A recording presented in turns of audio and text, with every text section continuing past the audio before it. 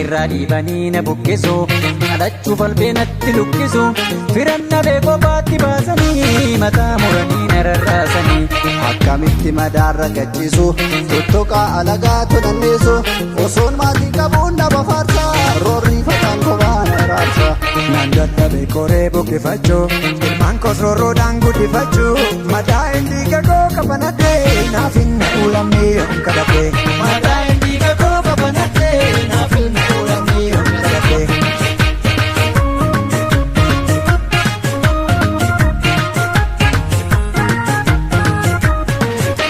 Jedhee muddama keessaa lammiinsi waammata inni albeedhaan nyaachuuf mataarra dhaabbata ajjeesanii lammii kee abiddaan guggubu cinaachi keessi dhiiguu maaliif si lubbu.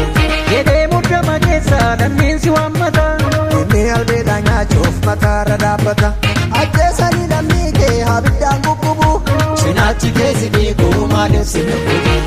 Maaliif jennaa maaltu malaa maaltu malaa yaa Oromoo beeka dhugamtoota mara. maaliif jenna maaltu mala maaltu mala Yaa Oromoo beeka dhugamtoota mara. maaliif jenna maaltu mala maaltu mala